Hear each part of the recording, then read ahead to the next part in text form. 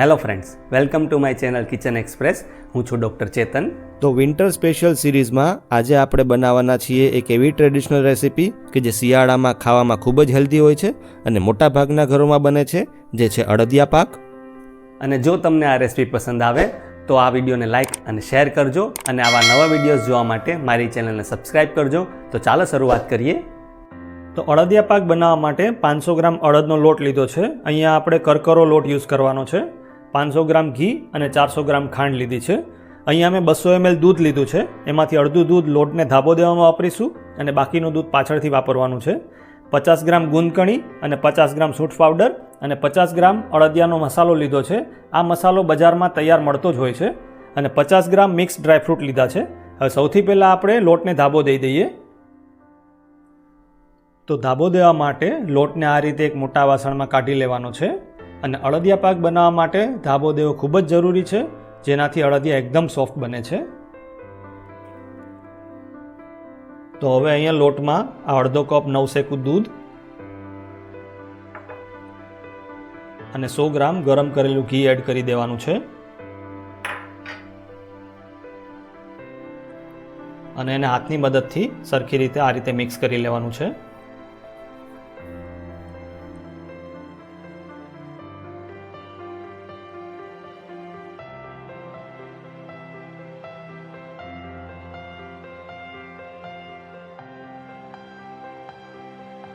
ધાબો દેવાઈ જાય એટલે પછી આ લોટને 15 થી 20 મિનિટ માટે આપણે સેટ થવા દઈશું. અડદિયા બનાવવા માટે લોટને શેકતા પહેલાં ગુંદને તળી લેવાનો છે. એના માટે કડાઈમાં ઘીને ગરમ થવા દઈએ. ઘી ગરમ થઈ જાય એટલે આપણે આ બધો ગુંદ એમાં એડ કરી એને સરખી રીતે તળી લેવાનો છે. ગુંદને તળતી વખતે એ બળી ન જાય એનું ધ્યાન રાખવાનું. તો આ ગુંદ તળાઈને રેડી છે. હવે આપણે એને એક બોલમાં કાઢી લઈએ.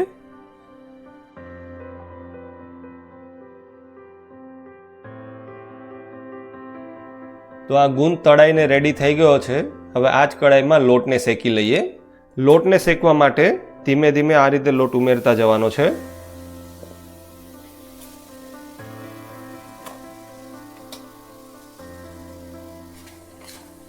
હવે લોટને સરખી રીતે મિક્સ કરી લેવાનો છે.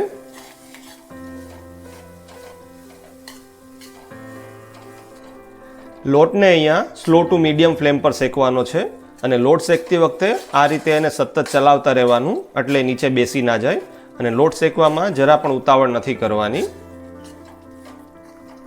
લોટ જેમ જેમ શેકાતો જશે એમ એનો કલર પણ ચેન્જ થશે અને એમાંથી શેકાવાની સરસ સુગંધ પણ આવવા લાગશે.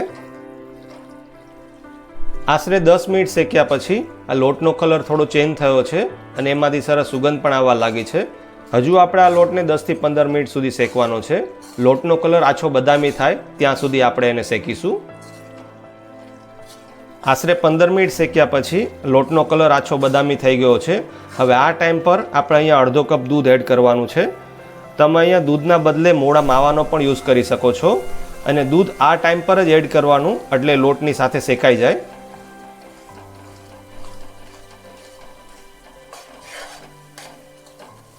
દૂધ અથવા તો મોળા માવાનો યુઝ કરવાથી અડદિયા થોડા સોફ્ટ બને છે. આ લોટ શેકાવા આવે એટલે લાસ્ટમાં ચોપ કરેલા ડ્રાયફ્રૂટ પણ એડ કરી દેવાના છે, એટલે એ પણ થોડા રોસ્ટ થઈ જાય. તો હવે આ લોટ શેકાઈને રેડી છે. મને લગભગ 20 મિનિટ થઈ છે આટલા લોટને શેકવા માટે. તો હવે સ્ટવને બંધ કરી કડાઈને નીચે ઉતારી લેવાની છે. અને હવે આપણે અડદિયા માટેની ચાસણી તૈયાર કરી લઈએ. તો અડદિયા માટેની ચાસણી બનાવવા માટે આ 400 ગ્રામ ખાંડ લેવાની છે. અને એમાં આપણે ખાંડ ડૂબે એટલું પાણી એડ કરીશું. આ ચાસણીને આપણે સ્લો ટુ મીડિયમ ફ્લેમ પર ઉકાળવાની છે. અને અડદિયા માટેની ચાસણી 1 થી 1.5 તારની રાખવાની હોય છે. હવે થોડી વાર પછી ચાસણીને ચેક કરવા માટે એક પ્લેટમાં આ રીતે લઈ લેવાની છે. તો હવે આપણે ચાસણીને આ રીતે ચેક કરી લેવાની છે. તો આપણી આ ચાસણી 1 થી 1.5 તારની સરસ થઈ ગઈ છે. હવે આપણે સ્ટવ બંધ કરી દઈએ. તો આ જે લોટ શેકાઈને રાખેલો છે એ થોડો રૂમ ટેમ્પરેચર પર આવે એટલે એમાં ગુંદ અને બધા મસાલા ઉમેરી દઈએ. તો સૌથી પહેલાં તળેલો ગુંદ, સૂંઠ પાવડર, અને અડદિયા પાકનો મસાલો એડ કરી આ બધું સરખી રીતે મિક્સ કરી લઈએ. તો આ મસાલા મિક્સ થઈ જાય એટલે એમાં તૈયાર કરેલી ચાસણી ઉમેરી દઈએ અને આને સરખી રીતે મિક્સ કરી લેવાનું છે.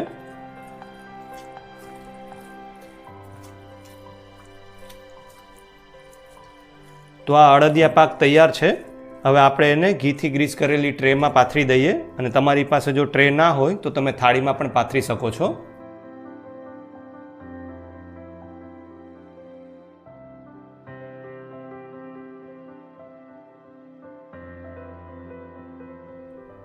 તો અડદિયાને મેં મીડિયમ થીક પીસ થાય એ રીતે ટ્રેમાં પાથરી લીધો છે અને એને બદામ અને પિસ્તાની કતરણથી ગાર્નિશ કરી લીધો છે.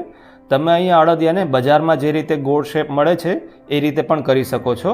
અને હવે અડદિયાને આપણે અડધો કલાક માટે સેટ થવા દેવાનો છે. તો આ અડદિયાને અડધો કલાક સેટ થયા પછી મેં આ રીતે મીડિયમ સાઇઝના પીસ કરી લીધા છે.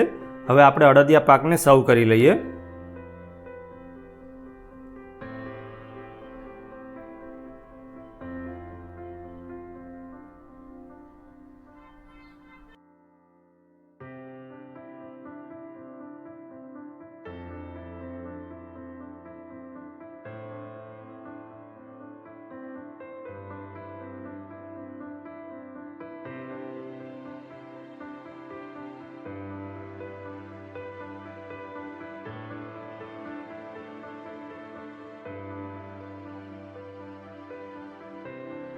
તો તૈયાર છે શિયાળામાં શરીર માટે હેલ્ધી અને ખાવામાં ખૂબ જ ટેસ્ટી એવા અડદિયા પાક.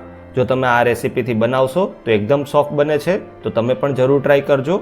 અને જો આ વિડીયો પસંદ આવે તો આવી નવી રેસીપીઝ જોવા માટે મારી ચેનલને સબસ્ક્રાઈબ કરવાનું ભૂલતા નહીં. Thank you.